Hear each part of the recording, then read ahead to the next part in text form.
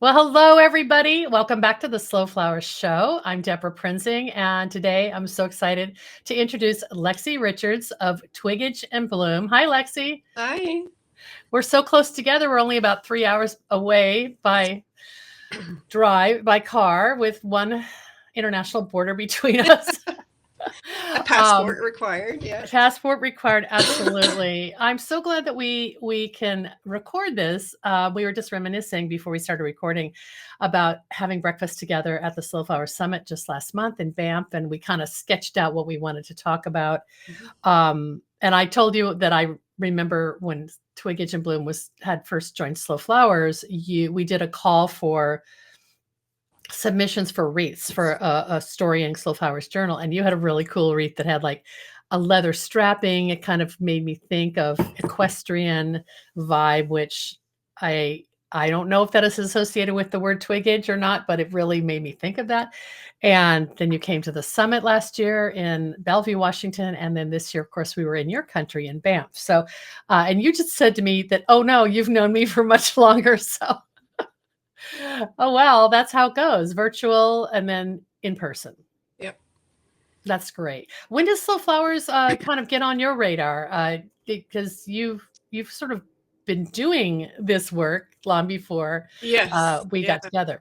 Yeah. So, well, whenever your book came out, I found it at the library, and the Flower Confidential from Amy Stewart. So those were my two foundational books that I have to say was like a pivotal moment for me, because the way I grew up was slow flowers, meaning we grew up on a 10-acre property, and my mom had beautiful arrangements in the house. And it was not at all a heavily cultivated flower garden, but of course, lots of veggies on the hobby farm. And there was salal and huckleberry growing on the property. So my mom used those kind of and sword fern, of course, because we're both on the Pacific Northwest here. So those were like normal ingredients that I saw in flower arrangements in my house. And so the ethos of Slow Flowers was, from way back, 70s, 80s, whatever. So when I found and then I did a short stint in a regular flower shop, or what we would call traditional flower shop in the 90s. And I was like, oh, this is different.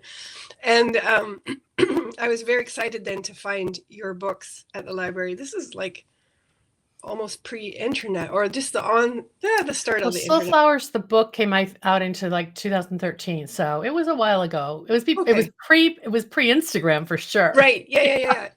So I had not found my people yet, but I'd found two books. So I was like, well, there's at least two people out there that have a different philosophy. Well, it's so funny that you mentioned huckleberry, salal, sword fern, because that's sort of the palette of our natural landscape, wooded, and we take it for granted. I remember this young friend of mine moved here from Dallas, and she was the daughter of a friend, and so I was helping introduce her to the floral community in Seattle, and she came over to my old house, and she's like, oh my God, you have salal everywhere. And I said, help yourself. Like, we're sick of it. So we always want what we can't have. And I guess it's a hard to come by foliage in Texas. And so people buy it like we would buy, I don't know, some beautiful foliage that we can't get access. I don't know, eucalyptus or something. So I can completely relate. And when we were at the summit in Banff, we went on the nature is right out the front door there. And oh my goodness, that wolf willow, I was jonesing for it so bad. Such a neat silvery color, and it was hardy, and of course it doesn't grow here. It doesn't? Is it more of a mountainous plant, or? Clearly. I've never seen it here. Never. Wolf willow was like the spirit plant of the Slow Flowers Summit in Banff. Everybody wanted to know what it was. Yeah. It's a type of Elaeagnus, and I actually wrote a blog post about it, which I'll share, because so many people were curious. And I think the very first morning when Janice Harris did a design demo, she grabbed it, and everyone was like, what's that? It's so beautiful. Yeah. That's interesting. I just guess I assumed it was all across our region, but the elevation of Banff is just... Well, have you ever seen it at home? No. No, there you go. No. I don't think it grows here. Okay. There you go. Research for everyone. Yeah. Okay, so let's start the interview. But this is a good prelude, a good warm up. I mentioned your business is called Twiggage Bloom, and you're in Mission, British Columbia. So maybe kind of put the business on the map and let people know sort of how you've structured the business and all the kind of buckets that you have to keep filled. So so Mission is an hour-and-a-half commute outside of Vancouver, going east up the valley. I am physically a half an hour from the American border, so we have exact same climate. So whatever that for us, it's 8B, and for you, it might be a different. No, I think that's about right. Yeah. We'll have to meet halfway sometime for lunch. And I'm very privileged to live on an acre. It's being encroached by urbanization. So my in-laws bought this property in the 80s. It was 3 acres, and they subdivided, and my husband and I bought this one. And so what you see out the French doors there is the backyard, which has, I sent a short video. So here's a quick tour of our micro flower farm here at Twiggage Bloom. This is the backyard. Back here we have a chicken coop, and in the little shed I have my 2 racks of growing lights, and we just built this fence this year to keep the chickens out, but then we acquired a puppy, so now it actually keeps the chickens in, and they feel safe because they're away from this cute, adorable puppy who just arrived in our lives, yet to be named. Anyways, back to flowers. We have 12 beds here. They're 50 feet long. It's mostly annuals, and then I got 4 rows of dahlias back there, and 2 rows of perennial crops. It's hard to see in the shade. So mint and 9-bark are along the back here.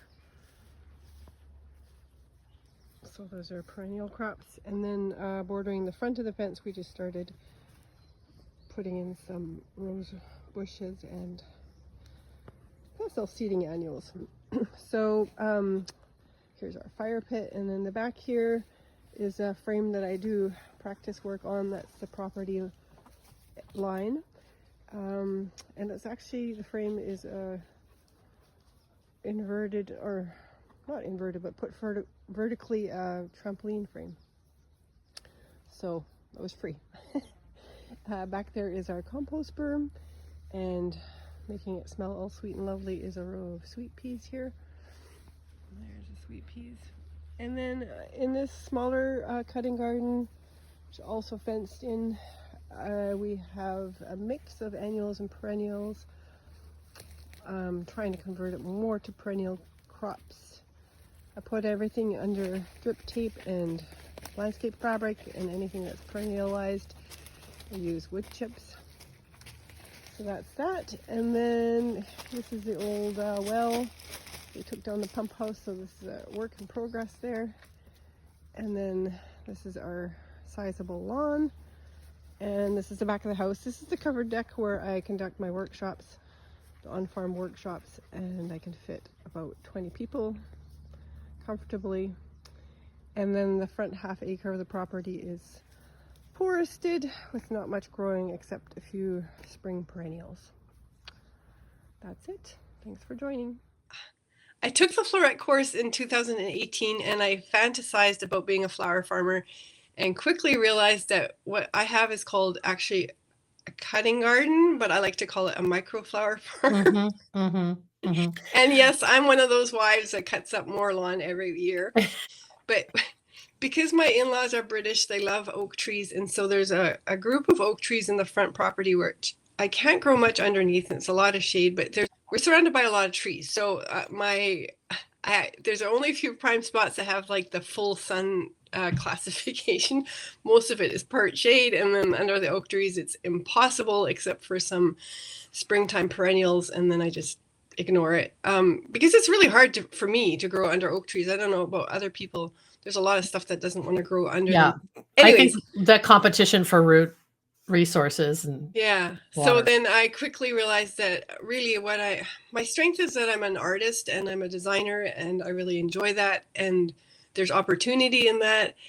And I also discovered gradually that it is okay to buy from my local wholesaler. And then I discovered that our local wholesaler, well, there's a few, but the big one is in Vancouver, but like the metropolis of Vancouver. Mm-hmm. And I didn't realize that it's considered one of the nicest ones in the, North America. Is that United Floral? Yes. Yes. Oh my gosh, it's like Candyland in there. Okay, It's so, huge. but what's interesting is if you don't know any different, you don't know, right? Same Right. with the growing up with salal in your yard, you just assume everybody has those options.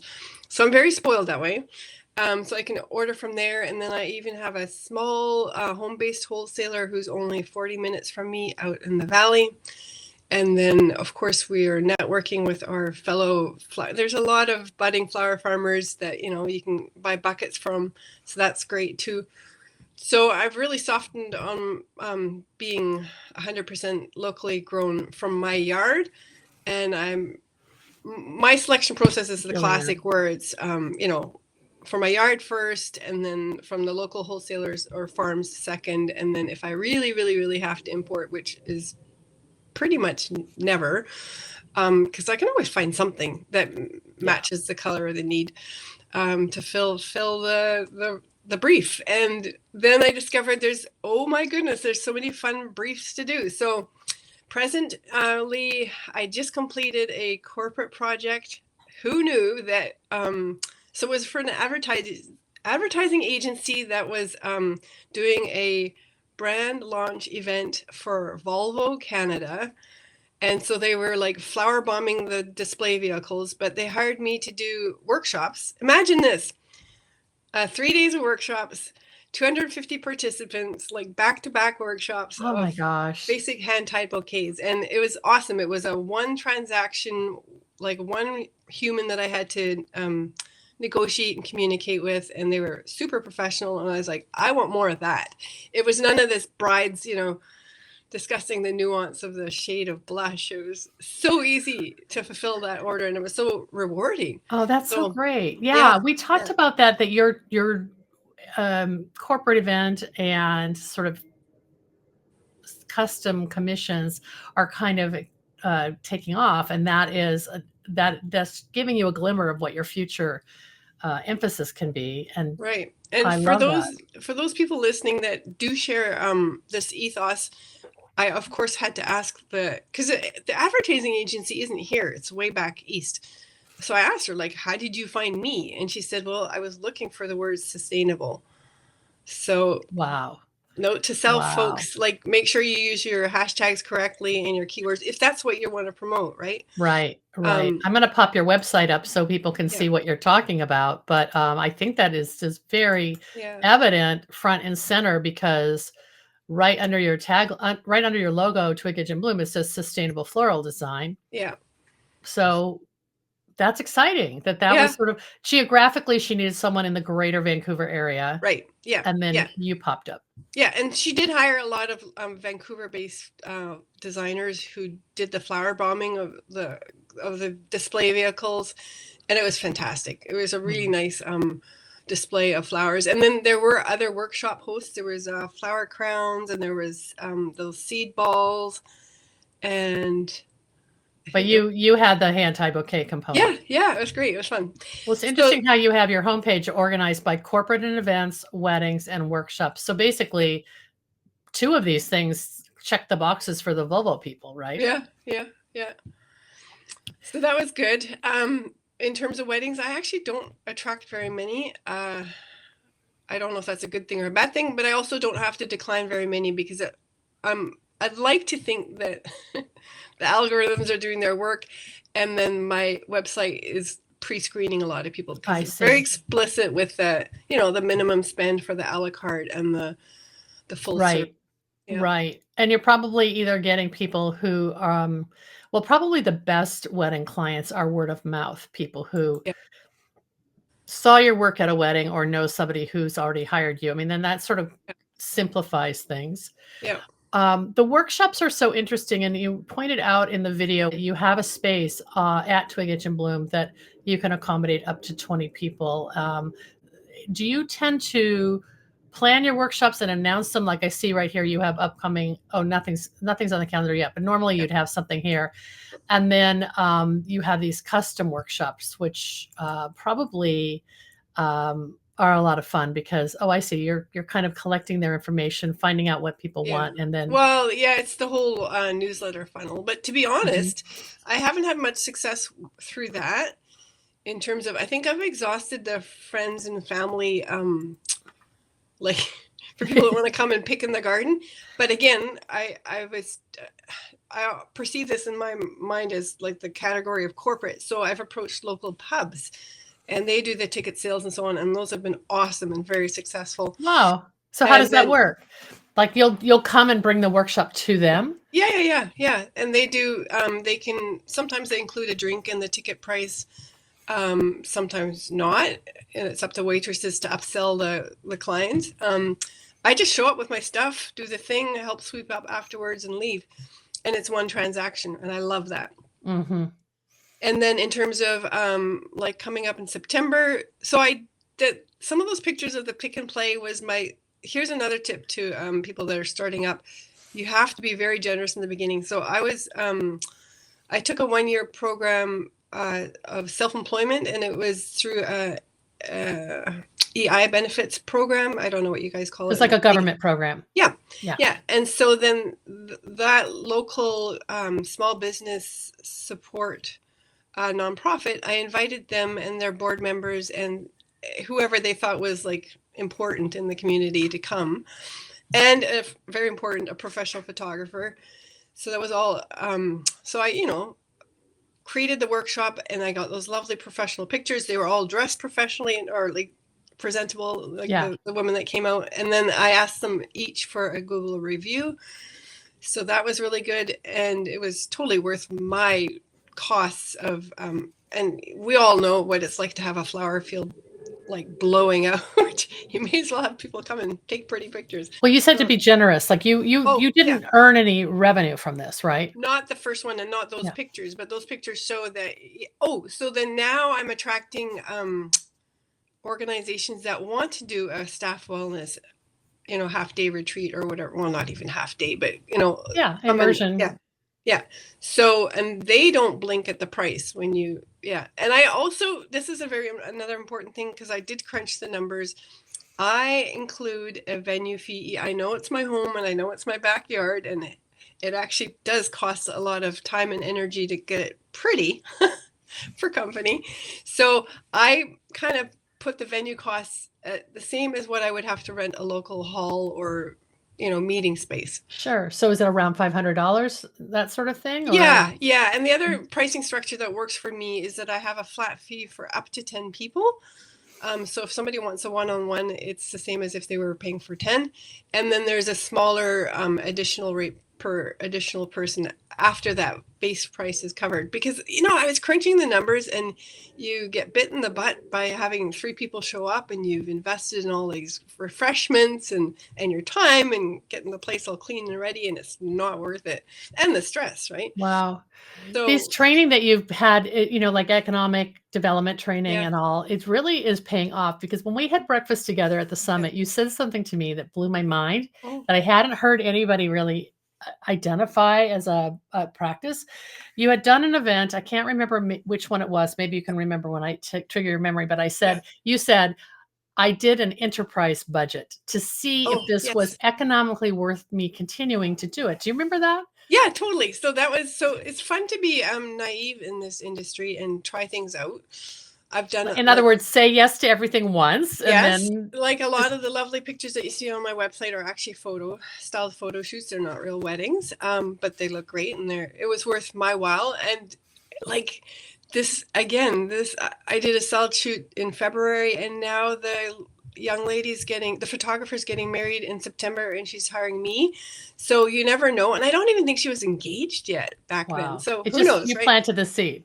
Yeah, like you have to say yes, and it's hard as florists, because I think we choke the biggest cost because it's a material product, whereas, it's for them, it's their time and talent.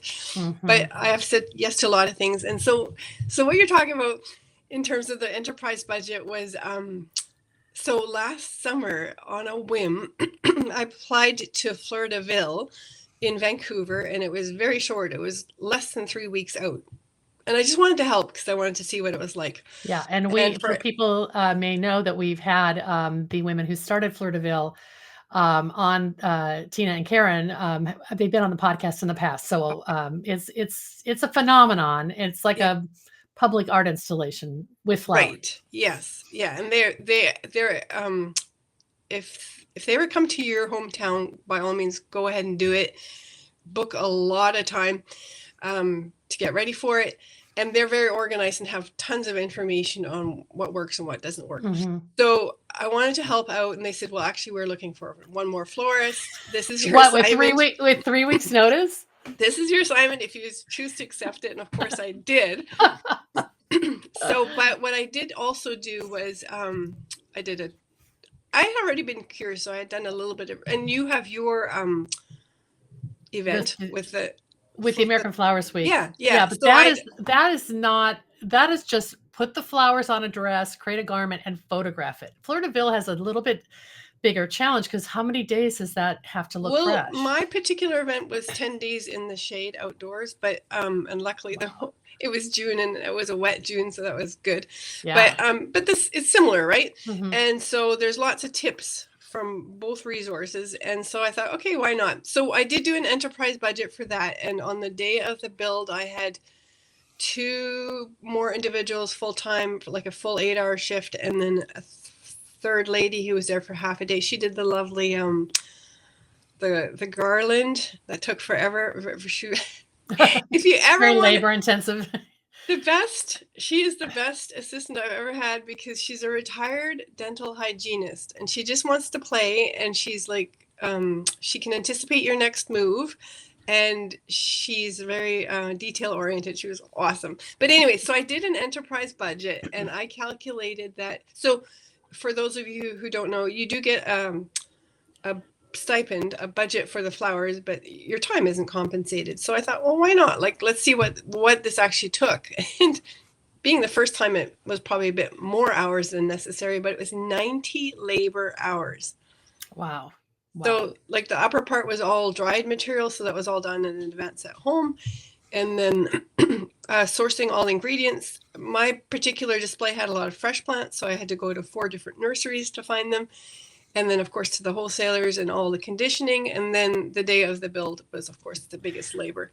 And even if you're taking like the average hourly rate for a freelance, like hiring a freelancer to help you with a wedding, you're in the $30 to $40 range per hour, possibly. So do the math. It really adds up. Yeah.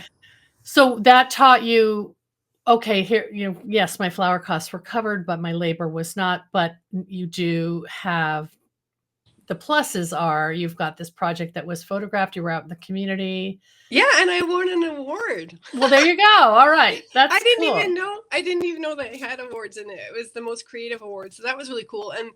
And my friend who does my web design, she says, well, yeah, you can call yourself an award-winning designer now. And I was like, great. That's going to be worth the cost of admission. I saw that on your homepage. That's wonderful.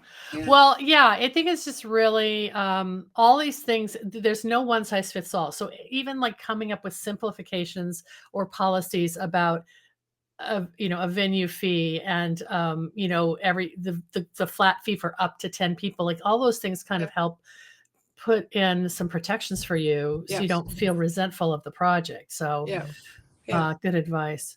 Yeah. Well, you've done some other things more recently as like artist-in-residence. And before we talk about that, I want to just hear about like your fine art training and how did that lead to a life in flowers? Because I know there was a journey story there. That's funny too. So I'm a multi-passionate individual. I did study graphic design and graduated in 1988 at our local college. And I was telling you over breakfast, believe it or not, folks, I graduated from graphic design with 0 computer classes. So, Yeah. and I think we were the last class to graduate. Like the next year, they introduced computer classes. So I graduated obsolete, but also quickly realized it wasn't quite my thing. But the foundations remain, and the foundations of design have stuck with me, and that's what I'm keen on. And it's actually a hard thing to teach, and I'm one of those people that's a lifelong learner, and I'm learning in reverse, because now I'm understanding the language and how to explain why I do the things I do, why repositioning a particular bloom feels better to my eyes than the previous position, and so I forgot the original question, but I was Well, going to say, you can use the language that you were taught in design school, right? Yeah, and talk about balance or proportion or scale. All those things right. relate to floristry, right? Yeah, right. And then also, I took an online course with Joseph Massey during the COVID period, and a light bulb, pardon me, a light bulb went off, because he says the golden ratio is the definition of beauty. And I was like, oh my gosh, who knew? Like, maybe, I don't recall that being taught way back in graphic design class. Maybe it was all about proportion and ratio and so on. Right. But that's why we find certain things more appealing than others. There's actually mathematical, which I'm not at all into, but it can be explained with math and proportion and ratio and so on. Yeah. And I also got to study with Hitomi last summer. And again, she was so good at explaining, like with the correct language, the hows and whys and wherefores, why it looks so appealing to us. And then she, of course, has the practical knowledge, because then you're working with a living product and how to keep it alive, what needs to be in water, what doesn't, and all that. It's awesome. I just love that. Excuse me. All those things are like in your bag of tricks now. Yeah, yeah. And you're increasingly getting to work on projects that have a little bit more impact in your community. And that's what I was getting at with this recent project where you're artists. We were named the artist-in-residence. So my friend who does my website, she works at an art gallery, and she said, Lexi, you have to apply for this artist-in-residence. And I was like, well, I do flowers. I'm not, at that point I was still separating those two worlds. And she says, no, their theme this year is horticulture and art, and they want to involve somehow the horticulture department, so the public parks of that. So it's my neighboring community. And then I had this weird understanding that an artist in residence was like somebody like young, like a student, but they actually wanted someone that was already like on their way, not brand new. And so I learned the language of grant writing, and I pitched it, and I got the artist in residence. So it was a 5-month contract. Wow. And it was really wide open, like literally art and horticulture. Like you could go 1,000 different ways with those two themes, right? But I knew that my friend worked in this art gallery, which is a restored house that is a gallery, but it's inside the park, and it's surrounded by lawn. So I was like, well, let's put in a demonstration garden. And use that lawn for something other than grass, right? Yeah, yeah. Like you actually have to think wild, and they can always say no, but if you don't ask, you won't find out.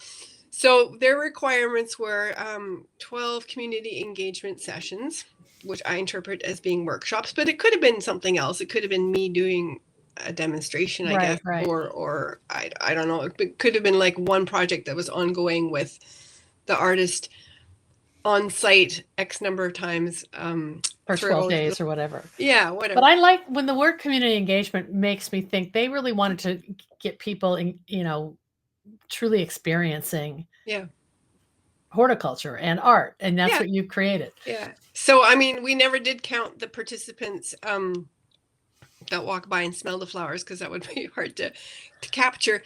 And I did actually manage to get a couple more add-on tiny little day of projects, because they're like, oh, we like what you're doing, we'll just go on the coattails of that.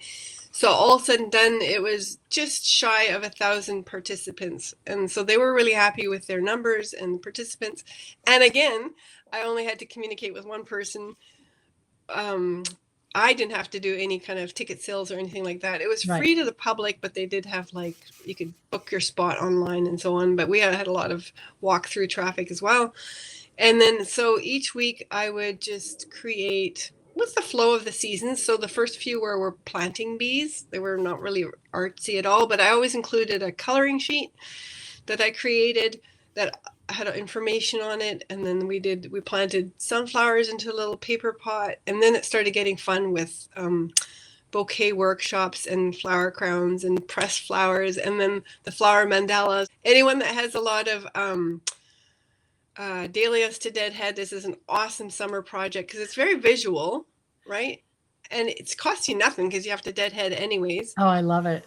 So it was kind of like people at the beach. We would just give them buckets of the blooms, and then they could create whatever pattern they wanted on the lawn, and it was there as public art, and it dried in place because the grass was dead by then. This was end of August.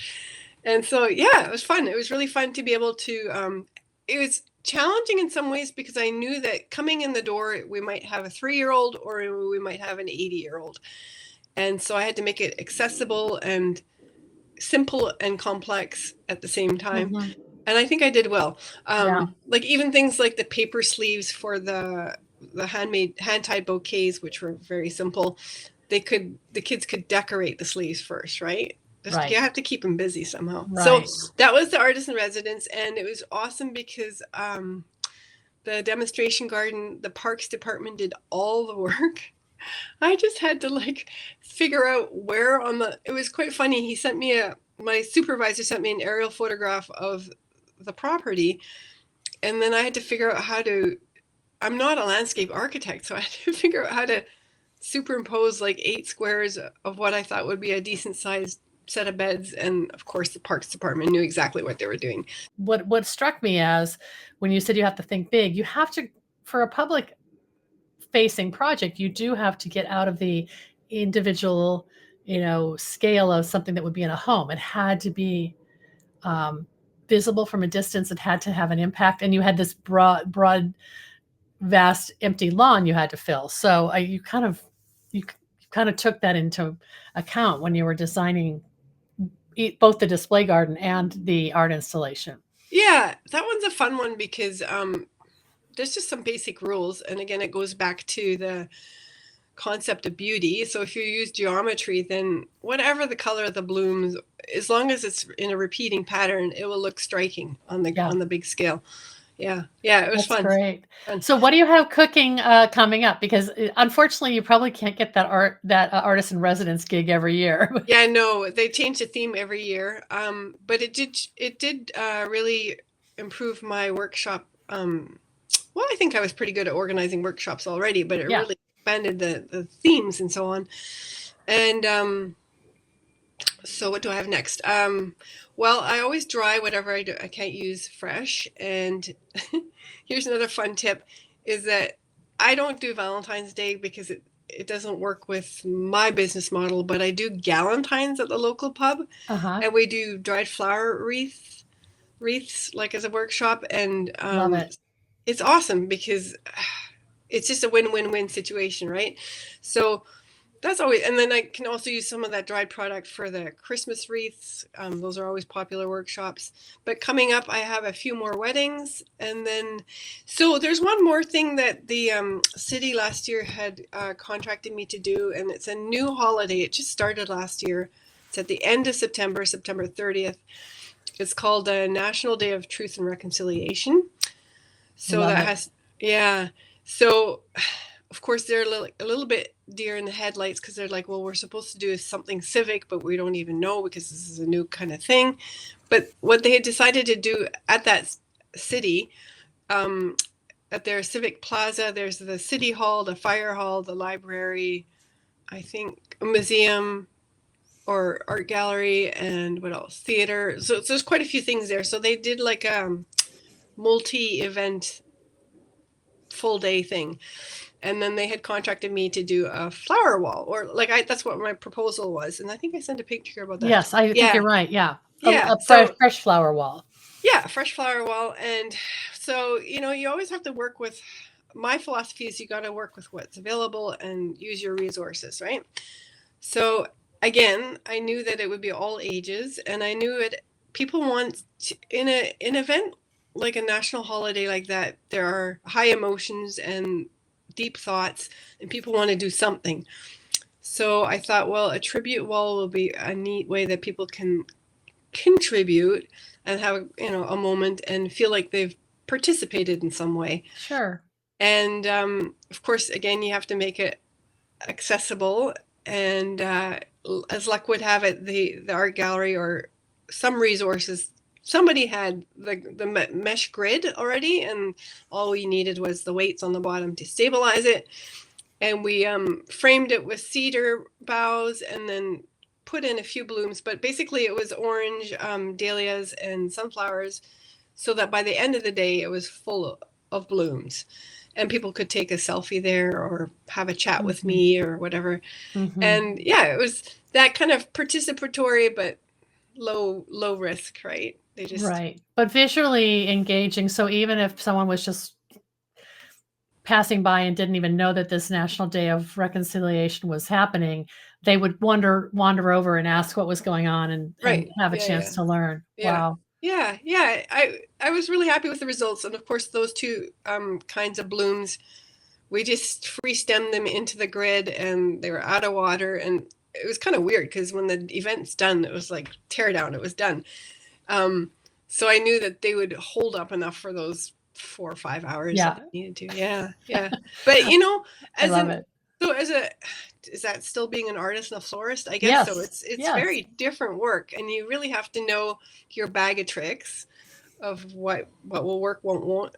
Like what I did discover is that I had to leave the stems quite long on the sunflowers, because most people know the heads are quite heavy, and they wouldn't. Otherwise, you had to anchor them in there. Yeah. So there's like practical stuff like that. Well, all these public facing events, whether they're corporate or civic or your own workshops that you're doing at pubs and all, they all have the component of just helping people engage with flowers and nature and just discover something new that maybe they've never even had a garden. So I love the fact that in a way you're the interpretive artist, helping, providing in a way a permission structure for people to be creative with flowers. And I love how I love how you see that. And I want to share what I experienced at the brand activation event, because oh my gosh, I lost count of how many workshops we did, but it was close to 250 people. And so it was a very simple modified 10 stem hand tied bouquet, and they could participate for free. So I'd always do the demo, and then they had a very prescriptive recipe to follow with some selection out of the bucket. And in the demo, so first of all was I would pass around a stem of mint so they could smell that. And oh my gosh, the reaction. So, you're introducing the other sense. Like, people forget that mint actually grows on I had the apple mint, which is even like fuzzy and soft. Yeah, it's not a piece of chewing gum. It's actually a plant. Yeah. And then the second part was, so I do this modified hand tied where you're just rotating. When you're at a stem, you rotate it in the hand, but it's not spiral because it's only 10 stems, but they feel like they're doing something important.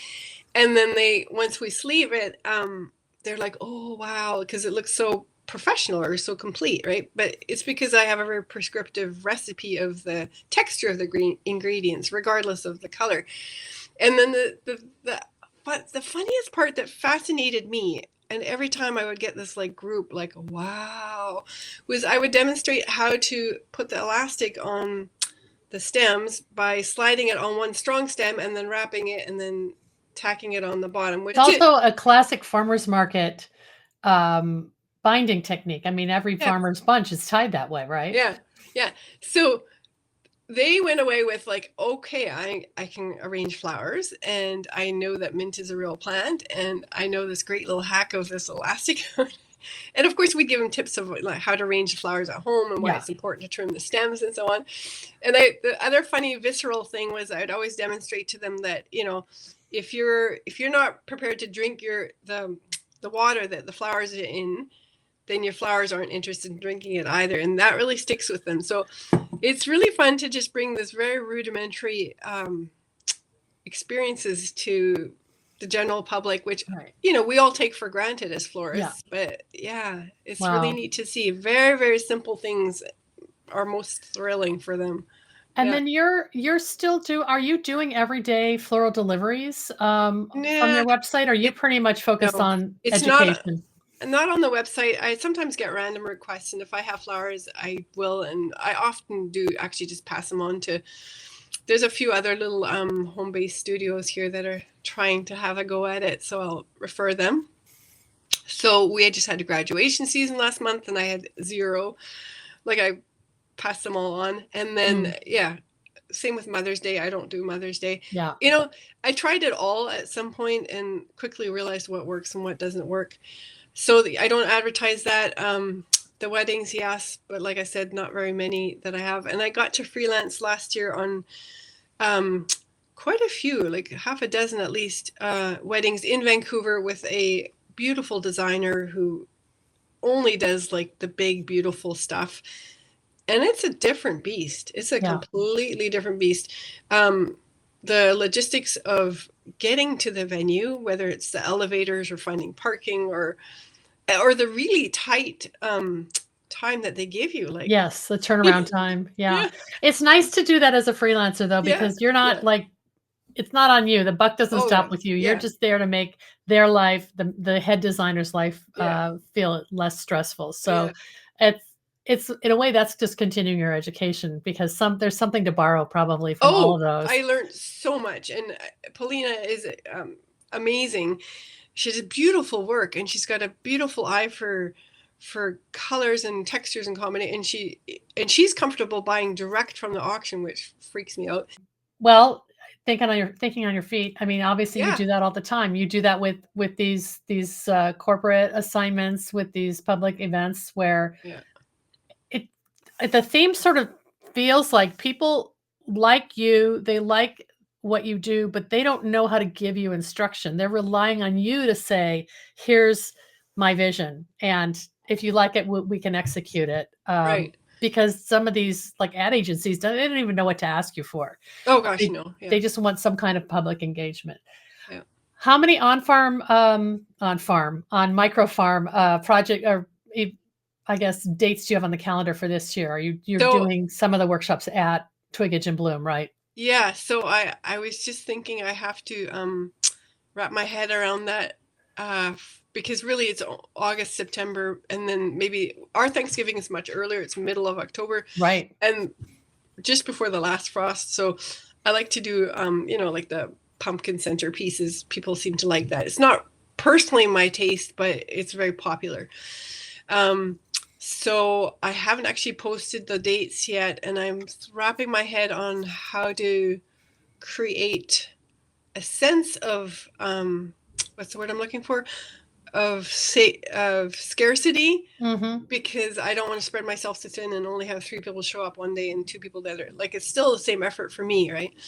And probably what I'll do is I'm going to go to a networking event on Thursday with other local businesses, and I want to promote them to bring their groups in for either a pick and play workshop or maybe even the Christmas wreath ones, and get that going. Because like I said, I don't have the draw to fill my so we're really lucky here out the French doors. Here is the covered patio area, which also it also doubles as my personal studio at the moment.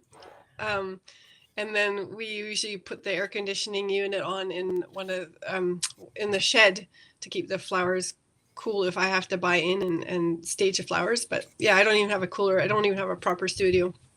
Well, I love the idea of working with your sort of fellow local business owners who need experiences and retreats and team building. And if they're booking with you, then that's prepaid. So then you know what to harvest, and you're not thinking, oh, I'm putting this event on and only 6 people are coming, but I'm preparing for 12. So I think that's smart. Yeah. Well, before we wrap up, I want to kind of hear just your observation over like maybe the last decade of what the understanding is of local flowers among your clients, corporate and individuals. Are you seeing people, asked for sustainable like that ad agency did? No, that was the first time. Wow. No, not at all.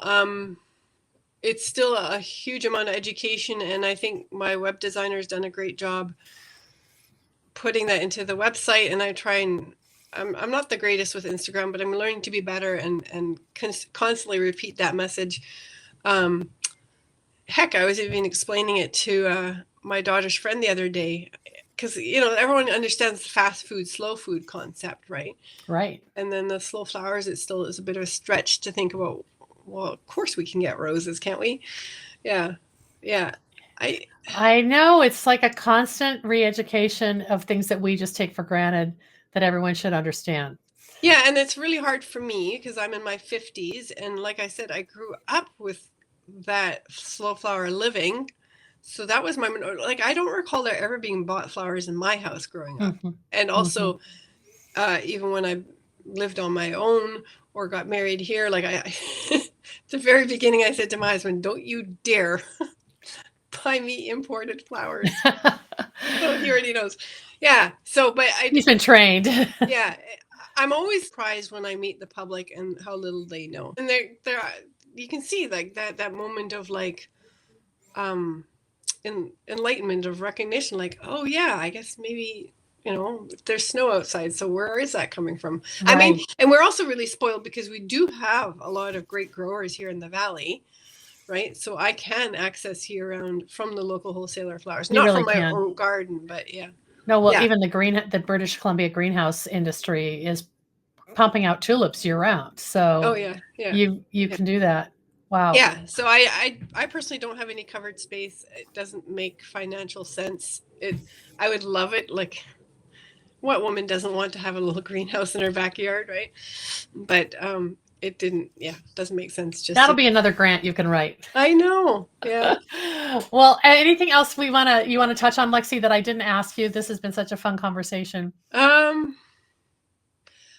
would say maybe it's not so evident right now because with that community economic training, I learned to crunch numbers, which I'm not a numbers person, and I learned to put my girl pants on or my big hat on or the different hats on, and that I'm really grateful for that because I would not be where I am now and using the language and the confidence that I have now without that.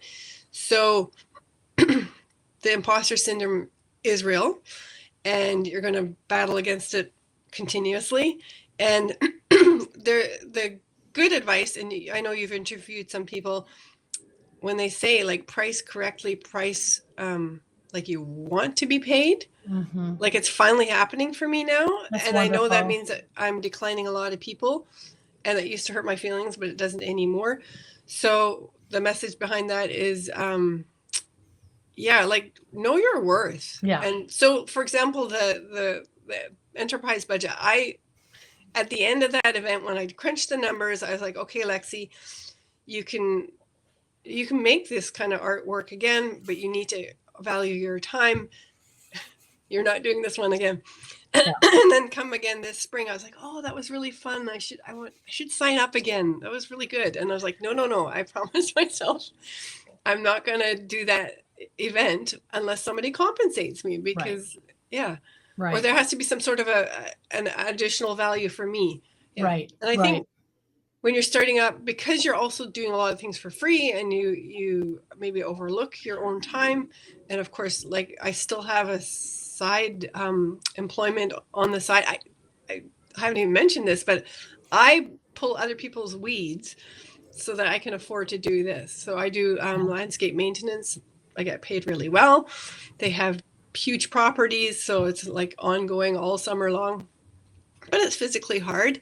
And sometimes I can glean some prunings from their properties, which is great. Not always, but it's nice when that works out. But don't give up your day job just yet, and then start value. Like, of course, you have to do the practice, and you have to say yes to some stuff for free in exchange for either the photos or the networking, whatever. But then at some point, you really have to start valuing yourself. Yeah. And I think having these corporate commissions and these public installation commissions and artist in residence, Yeah. that all gives you the credibility that Right. will diminish the imposter syndrome. It'll Yeah. just push Yeah. it out the door because you're like, hey, I've done these things. So like Yeah. they should speak for themselves. Yeah. Yeah. And Good lesson. every once in a while I'll crunch my numbers. Say even the wedding products that I have, and I'm like, oh, that's a lot of money for a bridal bouquet. And I'm like, no, don't even question it, because I'm not my own ideal customer. And I'm like, no, I know I've crunched the numbers. I've run it this way and that way and a third way and a fourth way, and this is the cost. Like, doesn't matter. Yeah. So Good. yeah. So yeah, when I I didn't even know what was it called? A high value quote. I was like, I don't even know what that means, but looked it up. Like, you can always Google stuff or ask someone that knows a bit more than you. Yeah. Were you asked to give a high value quote, or Yeah. you were, So okay. it's a big fat round number. And it's probably, yeah, it is. Add a zero. Yeah, pretty much. Oh my gosh. That's great. Well, thank you so much, Lexi. This was such a great conversation. And I'll try to edit this with photos integrated so people can see what we're talking about. Right. Otherwise, all of the photos of Lexi's projects will be at the show notes for this episode at slowflowerspodcast.com. And I know I'll see you again soon. We should plan something that's halfway, I don't know, up at Sumas and at the Canadian border, and then go have lunch together. Maybe we'll smuggle some dahlia tubers or something. Oh, no, you didn't hear that here.